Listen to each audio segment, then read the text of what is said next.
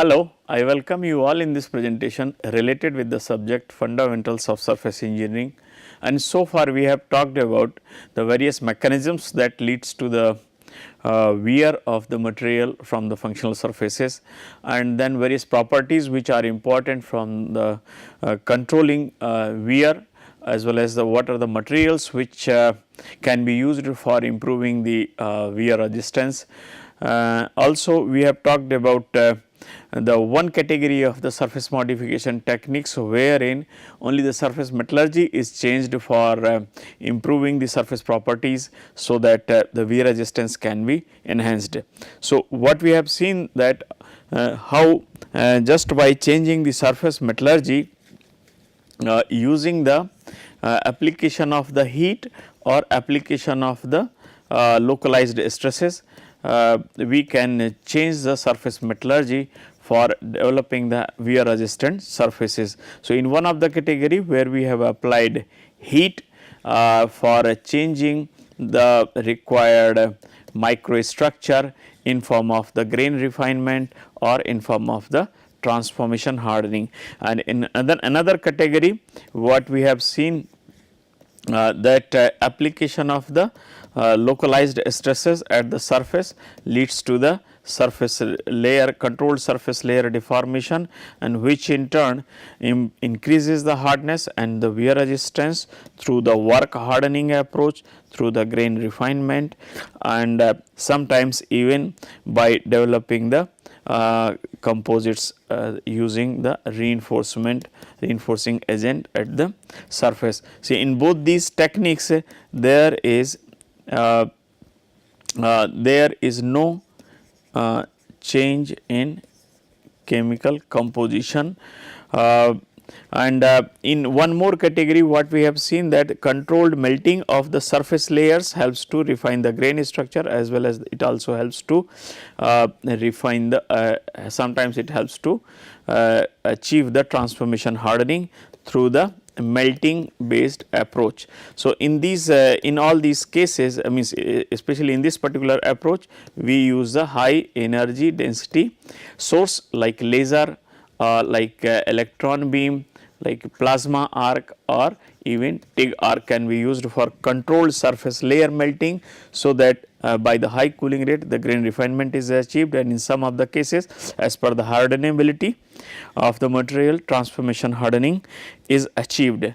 Now, we will be talking about the another category of the surface modification techniques, wherein change in surface composition is used to enhance the surface properties, and this change in composition helps in modifying, basically it helps in modifying the microstructure of the surface layers in very controlled way. So, this structural modification basically helps in achieving the required combination of the mechanical properties, and once this combination of the mechanical properties is achieved, this in turn will help in improving the wear resistance of the material. So, this is the kind of the logical sequence. So, as per the case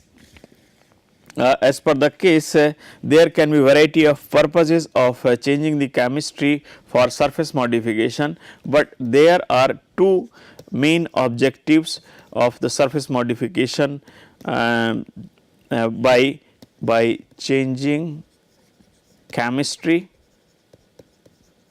and this is one out of this is increasing the surface hardness, and the second one is to induce the residual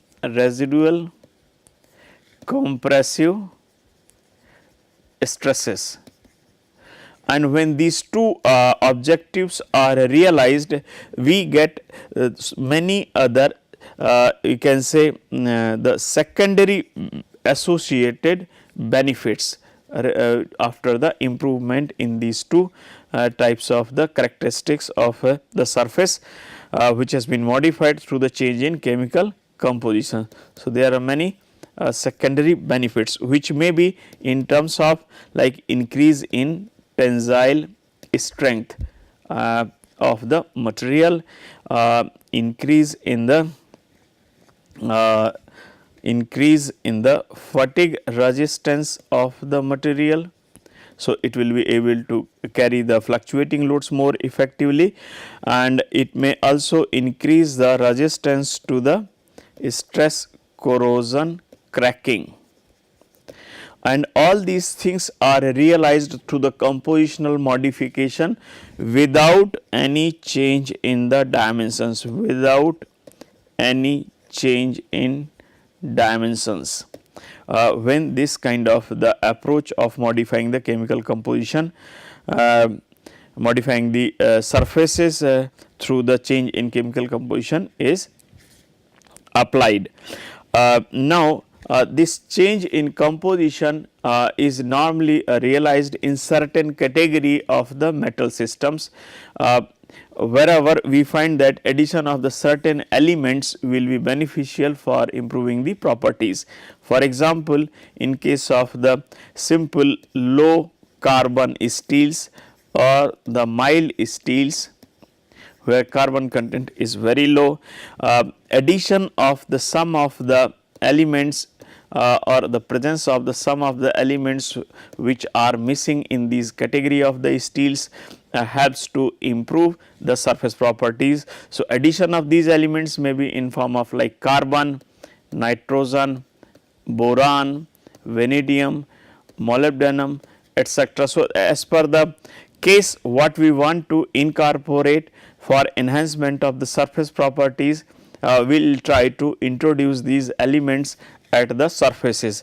So, the change in composition by introducing the required elements at the surface, it may be in form of carbon, nitrogen, boron, etc. This change in composition is realized through certain mechanisms, certain approaches, and these approaches include one of the primary one is the diffusion. Second is wherein melting is achieved, and the third one where ion implantation is used to modify the surface chemistry and modify the so that the structural modification in the material surface is realized for achieving the required set of the properties at the surfaces for improving the wear resistance of the material. So, accordingly the kind of elements which are to be introduced, there can be various methods which are used for this purpose. If like say if the carbon is to be introduced, then basically we use carburizing, or there is another more effective method, plasma assisted carburizing. And if the nitrogen is to be introduced on the surface of the steel, then it will be termed as, the process is termed as nitriding, or it can be plasma nitriding.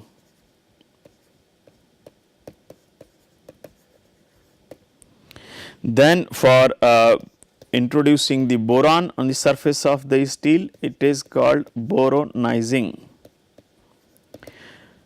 Both these and the combination of the carbon and the nitrogen both are introduced in case of the cyaniding or carbonitriding.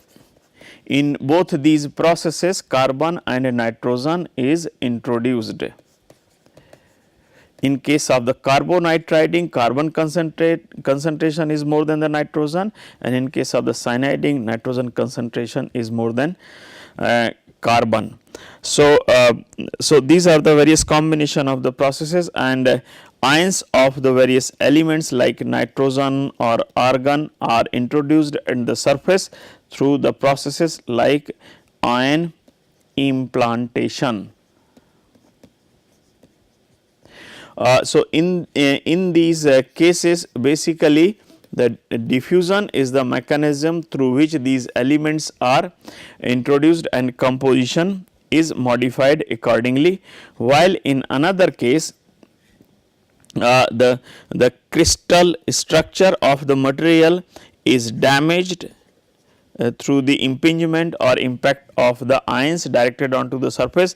At the same time, proper mixing of the argon or nitrogen ion at the surface is also facilitated, like ion beam is directed onto the surface in the environment of the nitrogen or nitrogen ions. So, they will be damaging the crystal structure up to the certain depth, although these depths are very small, even less than 1 micrometer.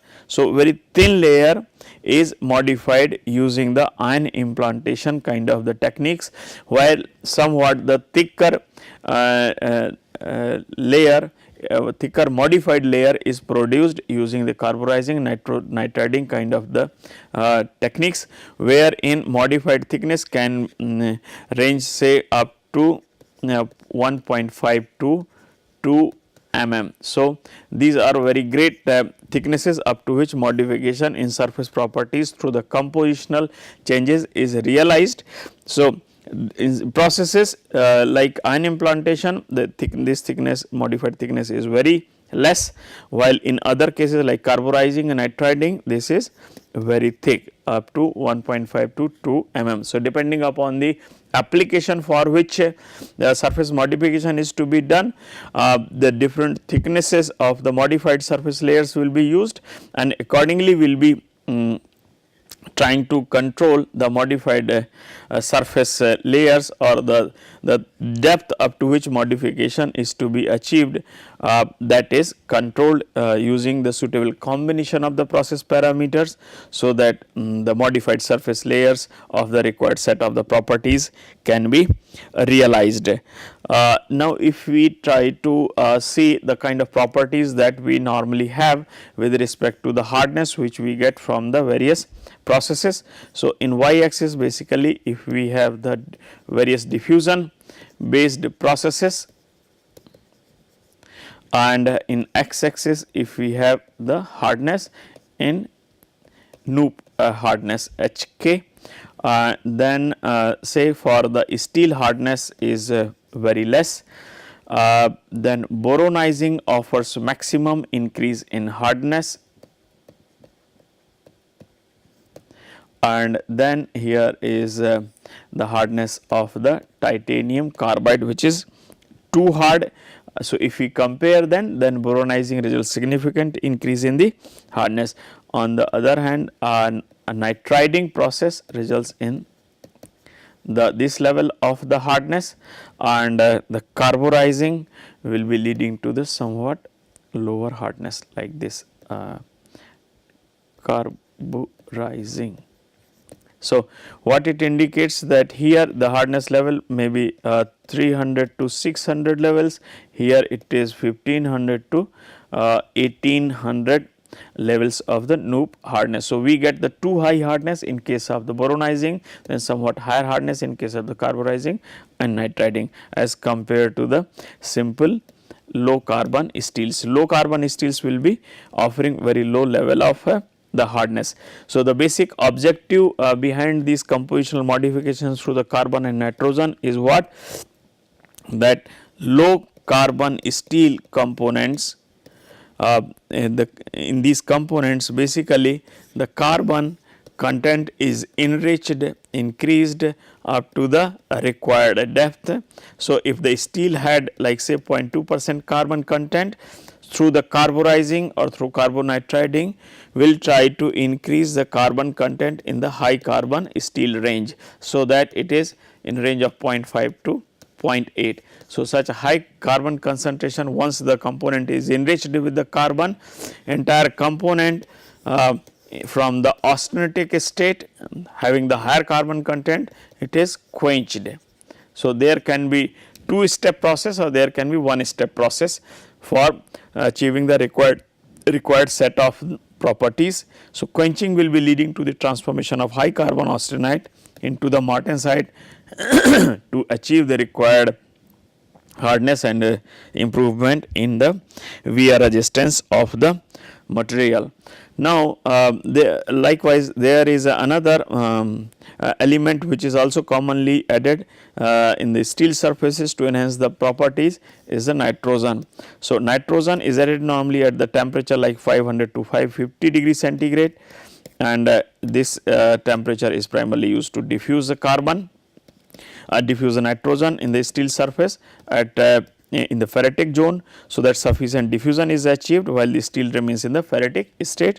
So, the nitrogen is diffused up to the required depth, and this kind of the nitrogen diffused in the steel surface forms the iron nitrides of the different kind, and this formation of the iron nitrides leads to the increase in the hardness, and which in turn develops the residual compressive stresses as well as increases the wear resistance through the increase in hardness.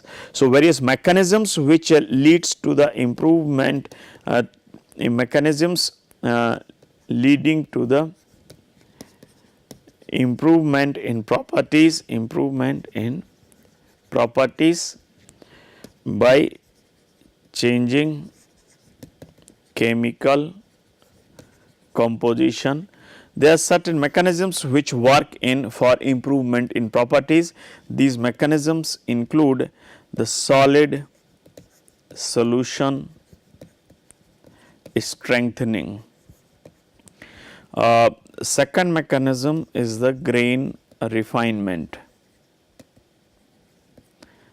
Third is the precipitation hardening.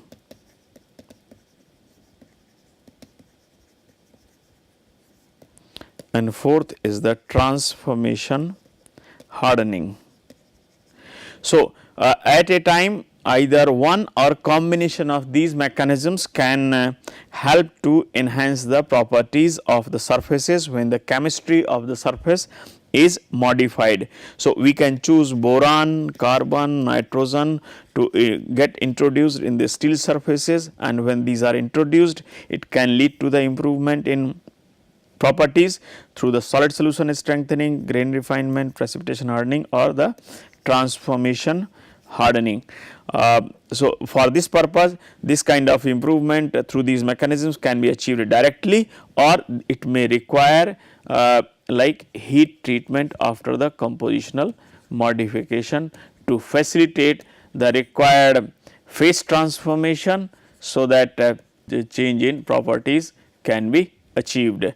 So, it can be simple chemistry modification, or after chemistry modification we need the heat treatment, so that the required microstructural changes in terms of the grain size or the phases can be achieved for improving the surface properties. So, I hope most of the candidates are aware of these mechanisms, but in brief I will tell you how these strengthening mechanisms work. In solid solution strengthening, basically the solvent which is the matrix material, may be in form of like iron or aluminum. When we add the solute, it forms the solid solution. So, addition of some of the solutes in the matrix leading to the formation of the solid solution in form of the substitutional solid solution or interstitial solid solution. In both these cases, there is whenever the solute is dissolved in the matrix, there is an increase in the hardness and strength of the material, and which in turn leads to the improvement in the properties. On the other hand, the grain refinement mechanism, when the grains are coarse, we get the poor mechanical properties, poor hardness because of easy movement of the dislocations under the influence of external stresses, but when the grains are fine, the movement of the dislocations is very restricted, and this in turn leads to the increased resistance to the deformation, increased hardness, and therefore, there is also a direct relationship between the yield strength, which is inversely proportional to the square root of the diameter. So, finer the grains, greater will be the yield strength of the material. So, in general, when our efforts are made to refine the grain structure, it leads to the improvement in mechanical properties in terms of the hardness, yield strength and the ductility. There is another mechanism which is called precipitation hardening. Precipitation hardening. In case of the precipitation hardening, one simple approach is used, like a matrix having the solutes whose solubility changes as a function of temperature. So, what we do first, we try to solutionize all these elements in the matrix, so that all the elements, all the solutes present in the matrix get dissolved properly, and so that homogeneous solid solution is achieved. Once the homogeneous solid solution is achieved, we quench the material. So, after quenching, we get the super saturated solid solution, especially in the situations when the solute atom or the element present in the matrix is more than the solubility limit at room temperature. So, it may be present in other forms like compounds or the carbides or the other phases. For example, like in steels, we have ferrite and perlite under the at the room temperature. So, ferrite is basically alpha iron, and the perlite is mixture of the alpha iron and iron carbide. So, when such kind of system is heated to the high temperature, everything will get dissolved and form the solid solution. All these iron carbide or the ferrite, all these will get dissolved and they will form the austenite. If the austenite has to be should be of the uniform in terms of the structure and the chemical composition. So, that is the state of the homogeneous solid solution. Similarly, in case of like aluminum copper alloys, there will be aluminum matrix plus CuAl2. So, when we heat it, Cl2 gets dissolved in the aluminum matrix and forms the homogeneous solid solution. Similarly, when it is quenched, it forms the super saturated solid solution, and thereafter under the room temperature condition, the super saturated solid solution may start getting precipitate in form of the fine precipitates, leading to the natural aging. So, by the natural aging, this super saturated solid solution will start forming the precipitates for the strengthening purpose, and if the super saturated solid solution is heated to the high temperature, then it will be leading to the formation of formation of the precipitates also, but at a much faster rate, and this will be the situation of the artificial aging. So, for the precipitation hardening purpose, we have to solutionize the material to be hardened. Then after solutionizing, we will be getting the homogeneous solid solution. Thereafter, homogeneous solid solution will be quenched to get the supersaturated solid solution, and thereafter it can be aged naturally at room temperature to get the precipitates, or it can be heated at a high temperature like 150 to 200 degrees centigrade.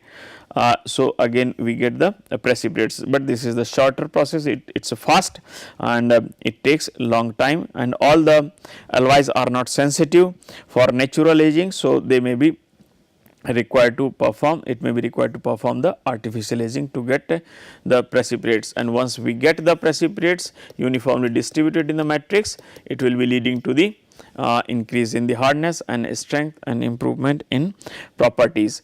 And about the transformation hardening, I have already talked earlier. In the transformation hardening, we will try to heat the surfaces so that unstable phases are formed, followed by the rapid cooling leads to the formation of the phases which will make the surfaces hard. So, this is an example for this kind of the hardening is the simple hardenable steels, where heating leads to the formation of austenite, followed by the rapid cooling either by the water jet or the self cooling. This will be leading to the transformation of austenite into the martensite, and once this kind of transformation takes place, we get the increase in hardness, we get the improvement in wear resistance. So, this is how the different hardening mechanisms will be working. As I have said, in case of whenever the change in chemical composition is realized through the addition of carbon, nitrogen, boron, one of these mechanisms will be working like solid solution strengthening, grain refinement, precipitation hardening or transformation hardening, and this may be achieved directly or it may require the heat treatment.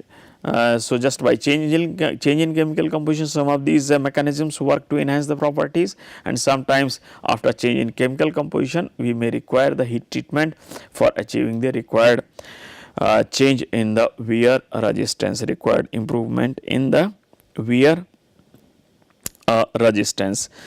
Now, if we see, we always want that the temperature conditions which are required for changing the chemical composition or for changing the microstructure through the heat treatment. For both these cases, if the temperature required is as less as possible, then we will be preferring it, because increase in temperature increases the chances for the adverse effect on the mechanical properties of the component which is being heated, either for the changing chemical composition or for the heat treatment. This is one point, and if any process where the maximum rise in temperature is reduced, then it will be beneficial from this aspect, like adverse effect of